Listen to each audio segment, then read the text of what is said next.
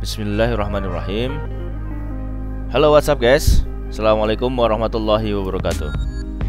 Welcome back to my channel di Analisa Technical Smart Money Concept.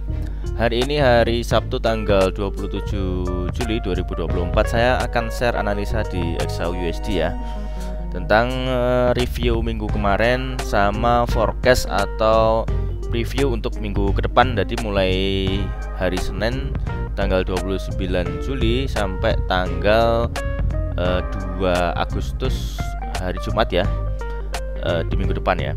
Oke, kita langsung ke time frame weekly ya. Oke, di time frame weekly ini saya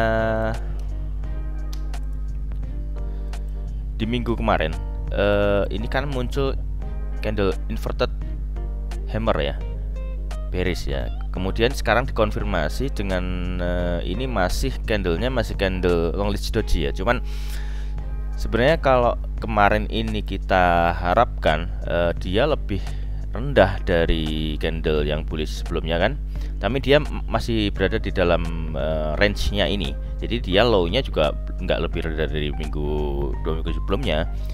Ketika dia close body atau bearish-nya engulfing di bawahnya candle yang sebelumnya, itu menjadi konfirmasi bahwasanya memang ini akan terjadi bearish momentum atau engulfing. Cuman di minggu kemarin ini masih kekuatan buyer sama seller ini masih cukup seimbang ya. Jadi masih ya, walaupun kuat seller tapi ini kan merah ya, berarti kan bearish. Kuat seller tapi buyernya ini juga masih ngelawan gitu loh. Jadi makanya kemarin di terakhir-terakhir itu, di hari-hari terakhir itu masih ada pergerakannya itu kayak alot gitu.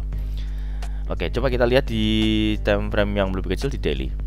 Oke, di daily ini kan bearish dari yang hari Selasa minggu kemarin, Morubozu, kemudian bearish engulfing gede banget. Ini juga break.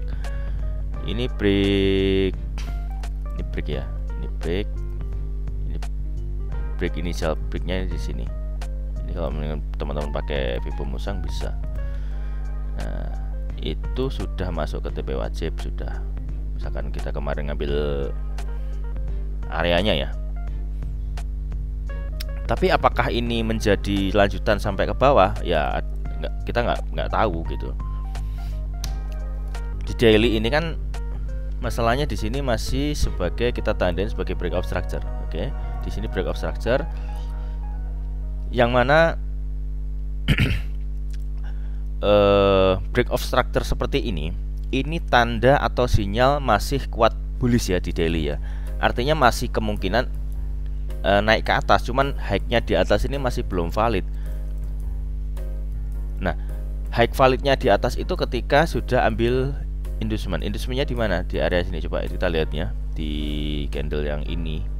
Itu low-nya 234862. Ini 2349. Oh, ini bukan ya. Bukan inducement daily ya. Oh, coba kita cek di broker yang lain, karena provider yang lain, karena oandaforex.com sama forex open ini akhir-akhir ini beda candlenya agak signifikan ya. Coba kita lihat di daily-nya di forex.com. Ini low-nya 34906, 349. Oh ya, ini bukan ini 319, 318. Oh, di sini ya inducementnya ya. Wah, ngeri juga ya. Inducementnya kok nggak ada area yang bagus. POI-nya apa? Point of interest-nya, POI-nya nggak ada di daily. Coba. Baru sadar saya ya. Di FX Open coba. Daily-nya ada nggak? Sebentar, kita cek ya. Daily. Ini penting ini. Dia masih bullish. Ini bos ya, bos. Nah, ini FX Open nih. Kacau juga dia ya. Ini low-nya 350. Ini low-nya 349. kalau kita patokannya pakai forex, FX open ini sebagai inducement. Cuman kalau patokannya pakai si siapa, Oanda atau forex.com yaitu nggak ada inducement loh. Ya kita cukup hati-hati ya. Seandainya ternyata yang bener si siapa, Oanda atau forex.com, itu malah saya melihatnya itu menjadi real chalk di daily karena nggak ada inducement. Inducementnya mepet di sini ada, tapi tidak ada area penting di bawahnya untuk area demand atau untuk area buy-nya gitu. Tapi kalau oke lah, sementara kita abaikan dulu gitu. Ini untuk note-nya, untuk catatan ya. Ke depan kalau memang di sini ada demand di sini ya mesti hati-hati. Artinya harus ada rejection. Dan kalau misalkan nge-buy di area sini, ini kan demand daily masih fresh ya. Order block ini di 2337 sampai 2319 ini masih fresh. Yang ngambil taking profitnya ya jangan minta bos di sini ya, yang wajar aja gitu karena kan daily. Tapi ya silahkan kalau teman-teman mau swing ya saya nggak bisa larang gitu. Tapi dengan kondisi yang di beberapa providernya yang seperti itu ya kita harus bisa ngambil sikap ya. Contohnya ya nanti saya contohkan lah di swing yang ini di swing yang di sini. Ini antara forex.com, FX Open sama Oanda itu kan tiga provider yang sering saya gunakan gitu. Ya yang Saxo juga sering saya gunakan, tapi yang tiga itu karena saya sering pakai itu. Ini aja beda candlenya. Nah itu beda candle ya kita beda cara menganalisanya, kan begitu ceritanya. Karena ceritanya akan berbeda gitu. Beda candle, beda analisa, beda cerita, beda keputusan. Nah itu harus punya apa ya? Harus bisa memilah dan memilih gitu. Apa yang harus kita ambil. Oke, di daily-nya untuk di FX Open seperti itu ya. Ini belum ambil, jadi high-nya belum valid. Seandainya dia ngambil, ya kita buy-nya itu di sini. Oke. Buy-nya di situ. Di daily-nya masih bullish. Ini kan kemarin saya tandain. Ini kan 3 rejection ya, 3 kali reject di atas. Ini juga 3 kali reject di bawah. Nah juga krusial ini kan wedge ya, chart pattern wedges ya. Kalau ternyata si demandnya ini tidak mampu menahan dari seller ya, demand ini akan jebol gitu.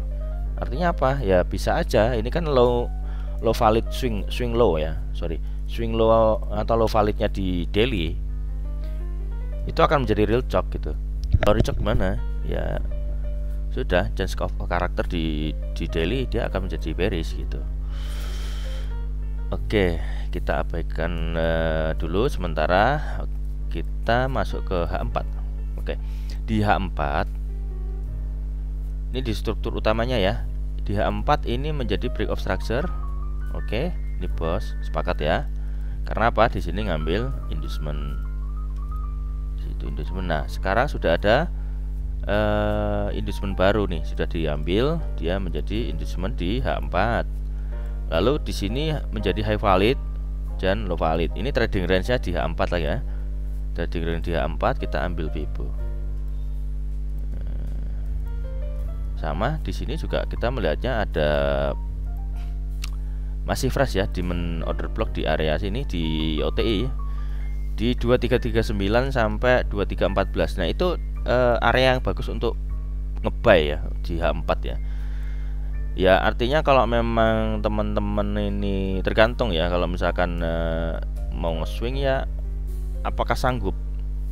Style trading itu kan bukan dari ditentukan suka kita itu apa enggak. Jadi kemampuan kita itu seperti apa, ability kita itu bagaimana.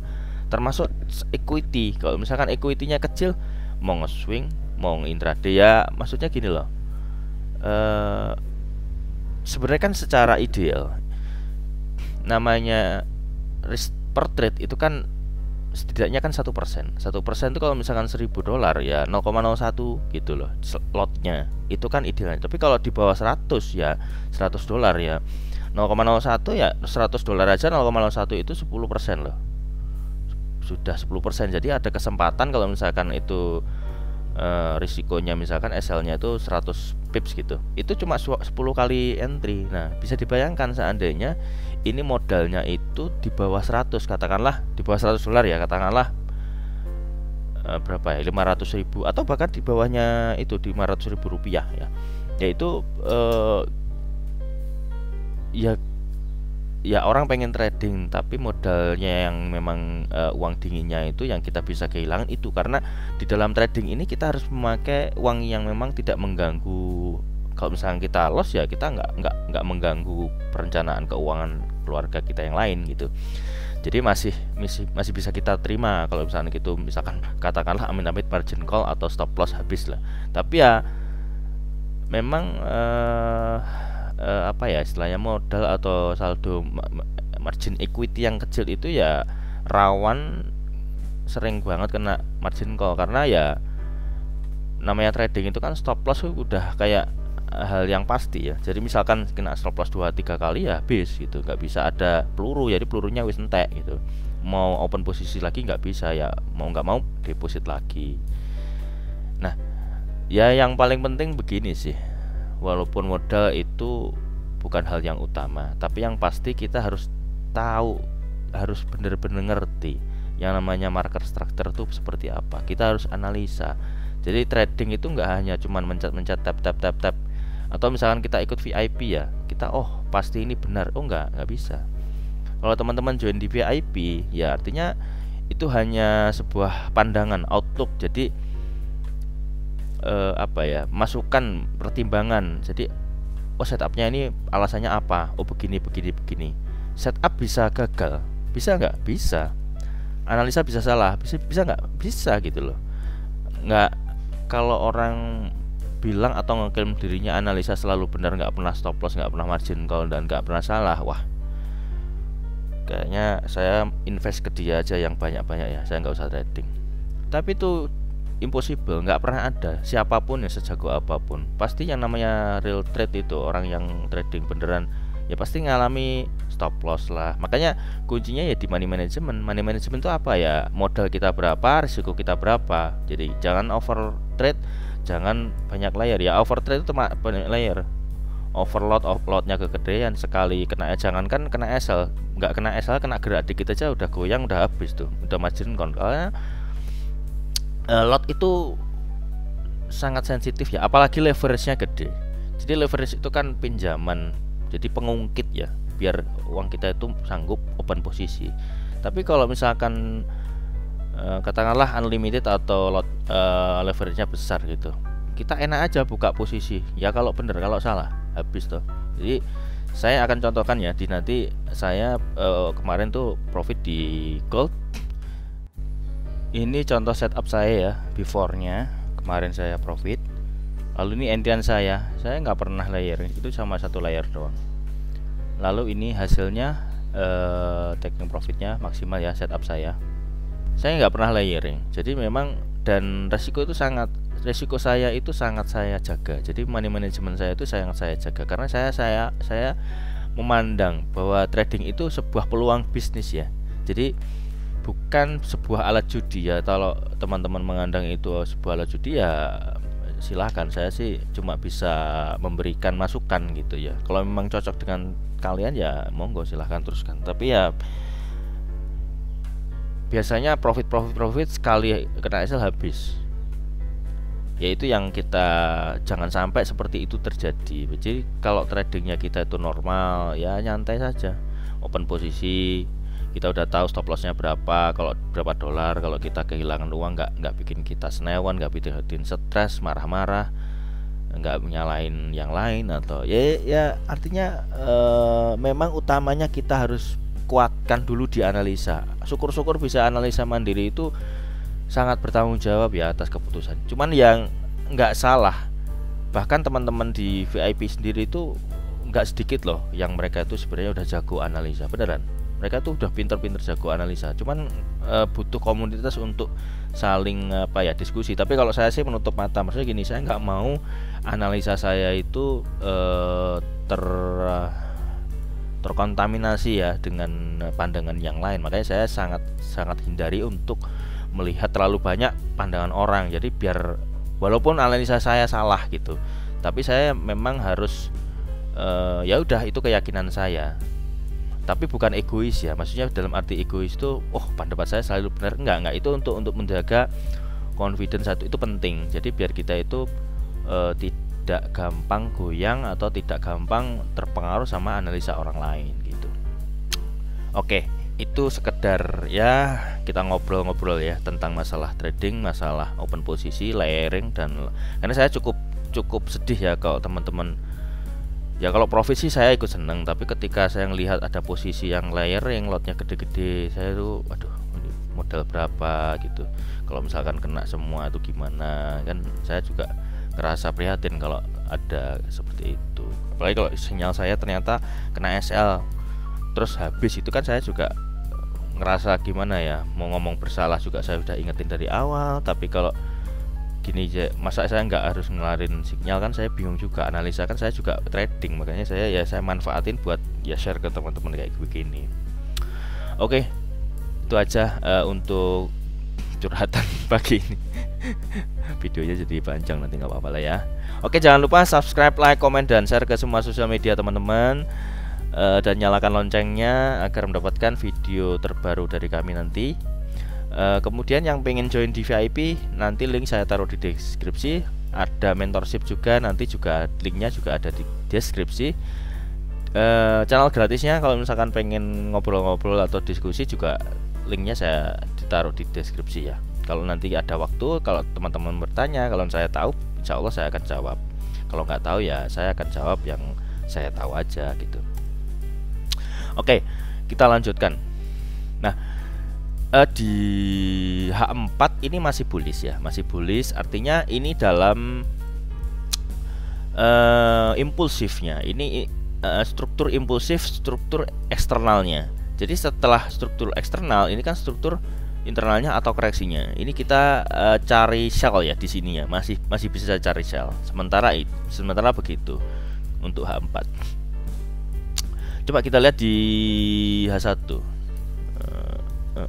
Kita hapus dulu satu-satu ya, karena oke. Di H1 apa yang terjadi? Dari sini ini sudah bearish. H1 kemarin kita di minggu kemarin ya, kita ada analisa di situ, ada change of character.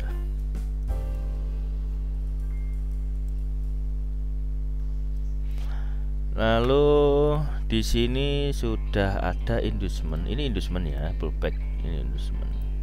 Lalu ini break of structure. Break of structure.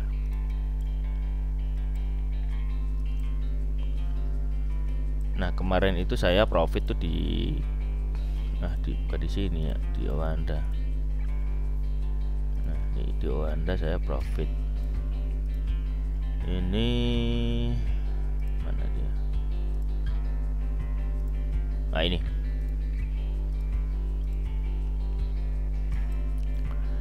Itu kemarin itu 249, tapi saya take profit tuh di sini di sekitar 100 manual. Nah, di 200-an pips ya. Itu saya taking profit. Jadi nggak full, tapi ini strategi ini berhasil. Nanti saya coba spill bagaimana saya menemukan setup ini, karena ada yang bertanya di channel Telegram saya, di grup diskusi ada yang bertanya. Nanti saya kasih insertnya. Itu pertanyaannya itu tentang tanda-tanda market itu akan menjadikan change of character ya, atau cok ya, atau berubah arah gitu. Bentar saya cari pertanyaannya itu. Oke, ini dari Bang Yogi ya, dari Bang Yogi itu bertanya, Bang, kalau minor coknya di situ kan buy zone-nya situ Bang, tapi kok abang di bawahnya ya, padahal belum change of character, kok udah tahu bakal ngambil OB terus bikin change of character. Oke. Saya jawab ya. Jadi ini memang perlu latihan. Dalam hal ini akan terbiasa memandang market itu. Jadi gini, di H1 ini kan kemarin membikin pergerakan yang seperti ini. Kalau kita mapping satu-satu, ini versi saya ya, ini versi saya. Di sini ini kan break of structure, oke. Ini break of structure di H1 ya, kita bicara H1. Ya. Di H1 ini di Oanda ya. Kalau di yang lain tuh beda. Nah, ini kan low, high. Nah, di sini kan menjadi inducement. Oke, bener nggak? Bener dong. Nah, inducement. Kemudian low-nya ini kan menjadi valid. Ini kan low valid ini. Ini low valid. Nah, kemudian low-nya ini bikin lower lagi, tapi dia masih sweep, belum body candle, masih weak ya. Terus ya low-nya ini kita extend, kita pindahin ke sini, gitu loh. Kita pindahin ke sini, dan di sini ini ketemu bosnya itu di sini. Validasi bos ya, validasi bos maksudnya. Jadi saya mengvalidasikan bos itu di candle yang ini, gitu loh. Ini break. Oke. Nah, ini kan di sini masih sweep. Ini memang agak tricky ya, tricky. Sweep liquidity. Gak apa ya, videonya agak panjang. Karena ini penting ya. Jadi kalau secara pengalaman saya, jadi tanda-tanda saya akan bahas saja apa. Tanda-tanda ini biasanya materi yang saya kasih, salah satu materi yang saya kasih di mentorship ya. Tanda-tanda market akan melakukan cok ya, atau apa ya, reversal ya, atau berbalik arah. Itu satu.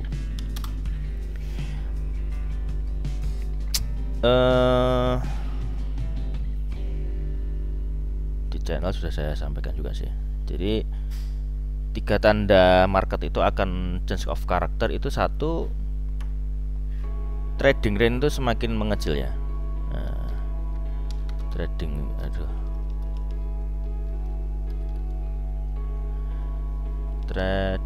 range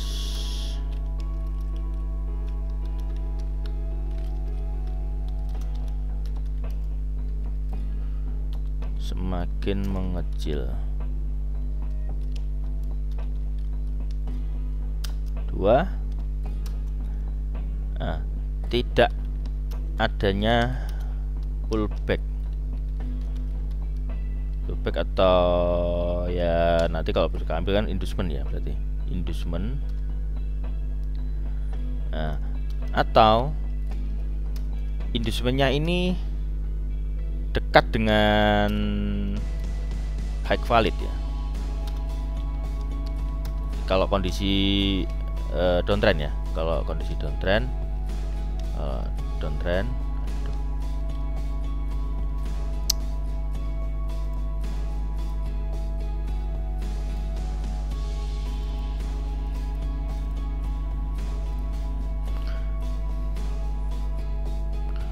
kondisi downtrend. Oke. Atau high valid ketika uptrend. Ini versi saya ya, versi saya. Kemudian tanda yang ketiga itu tidak adanya point of interest yang bagus, Kayak contohnya apa? Ya tidak adanya order block disertai dengan imbalance, kemudian di atasnya itu ada liquidity, itu tidak adanya POI atau point of interest yang bagus, area-area yang bagus untuk entry, itu nggak ada. Itu tanda-tanda market itu akan melakukan berubah arahnya. Jadi kita coba ini aplikasikan di swing atau di pembentukan harga yang ini ya. Oke, kelihatan nggak saya gedein ya?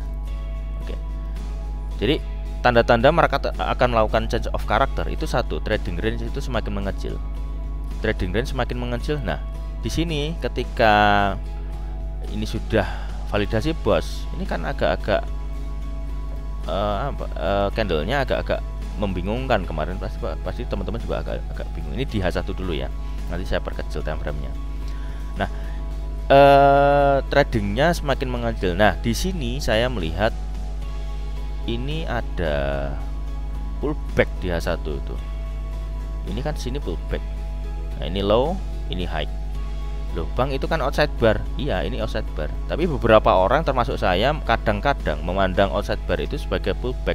Nah, ini kan prinsip OHLC. Jadi open high low candle, open high low close itu kan pembentukannya ini candlenya warna merah. Berarti kan ini turun, ini dari opennya itu di atas. Jadi dia nge-sweep atas dulu baru ke bawah, baru ngambil. Nah, ini tuh saya anggap sebagai inducement gitu loh. Jadi untuk memvalidkan di sini, untuk memvalidkan di H1. Tapi ini memang agak tricky, bisa salah bisa bener ya. Tapi memang kadang orang memandang kalau inside jangankan di outside bar. Ini kan outside bar ya, maksud saya outside bar tuh ini loh. Nah, ini dua candle ini. Ini kan candle yang sebelah kiri itu kan ada di dalamnya range-nya di yang sebelah kanan itu outside bar. Kalau di dalam di sebelah kanan ini inside bar. Jangankan di outside bar, ini inside bar aja terkadang itu kalau ada pullback saya menjadikan itu bahan pertimbangan atau conference gitu. Tapi yang aman, yang namanya pullback itu yang clear, yang valid, artinya ya memang tidak ada outside bar, tidak ada inside bar ya. Tapi kan kondisi begini kan kita harus cari peluang ya, harus teliti, harus hati-hati ya. Salah satunya ini. Nah, poinnya trading range semakin mengecil. Nah, ini trading range di H1 ini kan kecil.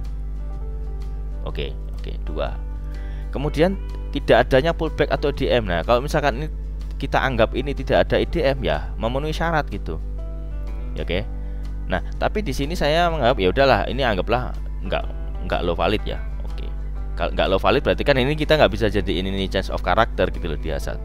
Makanya ya ini bias masih agak ya kalau teman-teman ragu ya jangan usah dianggap sebuah swing gitu. Tapi kalau saya melihatnya ini karena ini outside bar, ini OHLC-nya karena ini sama-sama merah. Jadi kan dari atas dulu ke bawah. Jadi sweep atas baru bawah. OHLC kalau memandang saya pembentukan candle yaitu akan ini deh. Ini agak panjang nih video minggu ini nih. Jadi OHLC itu begini teman-teman. Nah, ini OHLC open high low candle. Nah, di sini tuh kelihatan kan di pojok ini kan candlenya open high low close-nya. Opennya di angka berapa, high-nya di angka berapa, low-nya di angka berapa, close-nya di angka berapa. Nah, ini anggaplah ini candle bullish. Oke, tak gambarin ya. Ini candle bearish. Ini candle bullish, ini candle bearish. Oke, ini biar semi edukasi ya. Saya belum sempat update materi di SMC sih. Masih agak lumayan sibuk. Mohon maaf ya. Nah, ini ceritanya behind. Jadi candle itu mempunyai cerita. Jadi mereka itu memiliki karakter masing-masing. Jadi antara candle hijau dan candle merah itu pembentukan candlenya itu berbeda. Oke, saya jelaskan ya. Kalau yang sudah tahu ya nggak apa-apa, kita ulang lagi. Tapi ini buat yang belum tahu atau belum paham, ini saya jelaskan. Pembentukan OHLC itu begini.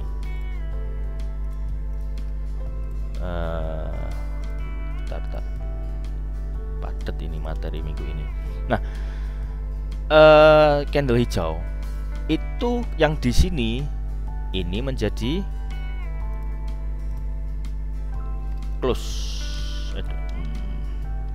close-nya.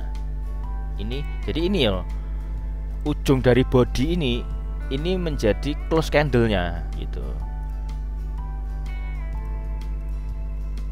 Nah, oke. Ini close candle. Lalu yang di sini, yang di bawah itu bodinya itu menjadi opennya. open candle. Ngerti ya? Nah, tak gambar dulu. Nah, yang atas ini menjadi high-nya. High candle maksudnya ya. Nah, ini yang di bawah menjadi low. Oke. Jadi kalau di candle merah, di candle hijau atau bullish itu pembentukan candlenya itu dari bawah dulu. Jadi opennya misalkan ini kan candlenya apa gitu ya. Kalau misalkan di time frame daily apapun lah, atau misalkan di candle H1 atau 1 jam. Begitu candlenya beralih ke sini, itu di titik sinilah dia itu membuat open market atau open candlenya itu harganya di sini. Ini open. Kemudian dia bikin low. Ya kan, opennya di sini dia bikin low dulu. Habis open dia low, kemudian dia high, kemudian dia close di sini. Ini close candle body itu di sini. Nah, sekarang di bearish. Nah, perbedaannya di hanya pembentukannya aja, awalnya itu dari mana. Nah, ini open di atas.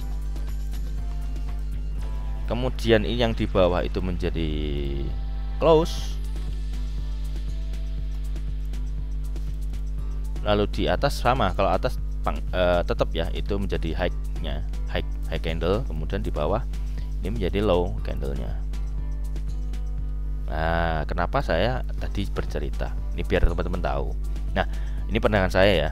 Jadi candle pembentukannya dari candle bullish dan candle bearish itu berbeda. Jadi kalau untuk candle hijau itu pembentukannya itu dari bawah dulu, open, kemudian low, lalu bikin high, lalu close, baru berpindah dia.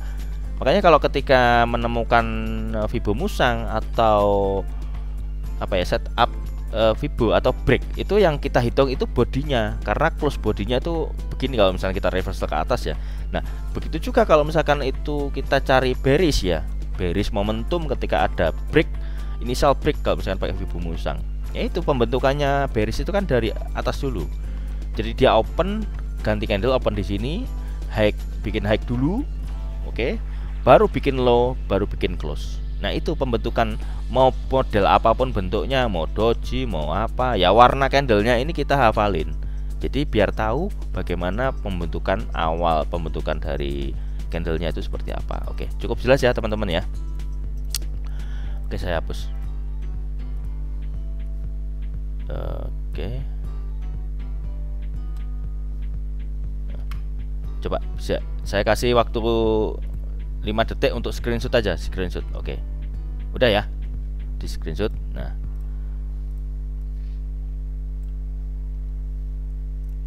Nah, itu yang atas juga boleh di screenshot. Saya lupa sih. Saya simpan dulu deh. Saya juga simpan aja. Oke, biar enak. Saya juga perlu ini datanya. Udah. Udah saya.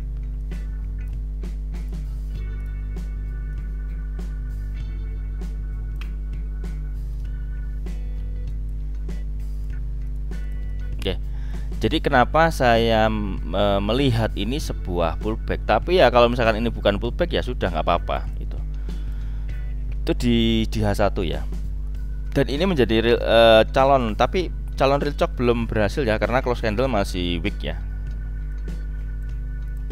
Close candle masih weak, jadi nggak ada nggak ada, bukan change of character di H1 gitu. Tapi kalau misalkan teman-teman mau aman, istilahnya mau konservatif ya, ini sebagai inducement aja gitu. Ini inducementnya di H1, ini pullbacknya. Jadi candle yang ini anggaplah ini masih outside bar. Ada pendapat seperti itu, nggak apa-apa. Artinya yang penting itu tahu urutan pembentukan market structure-nya. Oke. Nah, di sini artinya ada level-level penting untuk kita area entry sell. Nah, di sini itu entry sell-nya, di sini itu di pertamanya itu di base drop itu di sini.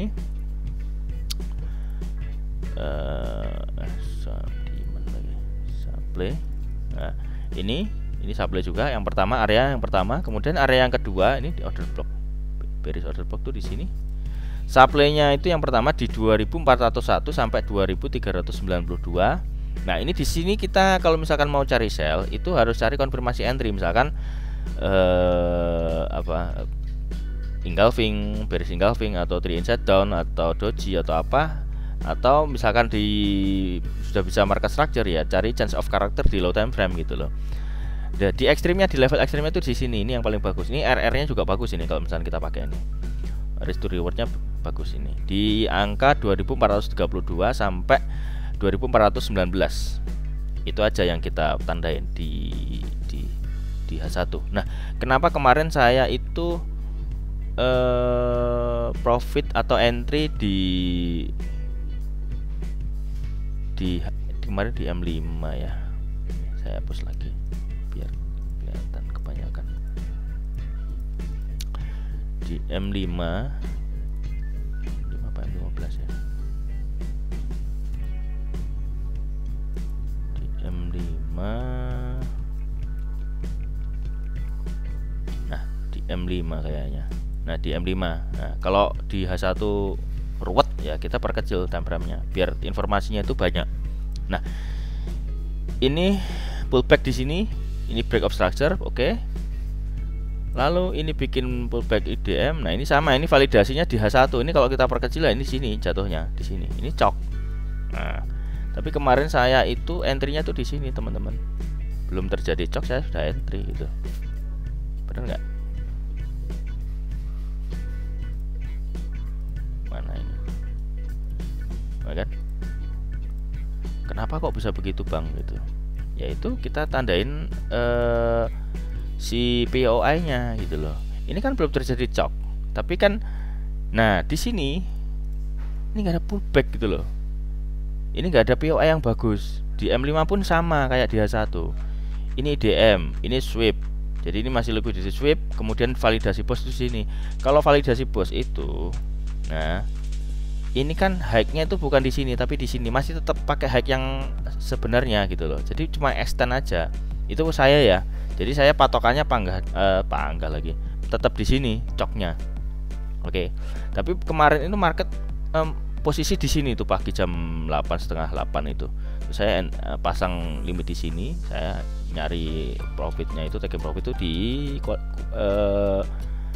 sini di 2000 ya, itu yang high-nya di sebelumnya.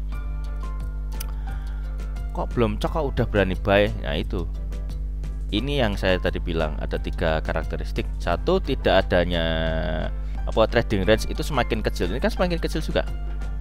Trading range semakin kecil, lalu tidak adanya pullback atau tidak ada investment, dan tidak ada point of POI yang bagus. Oke, misalkan di sini, Bang, lah itu kan ada ini, Bang. Ada order block, ada FVG bagus itu. Kita kan harusnya sell di situ.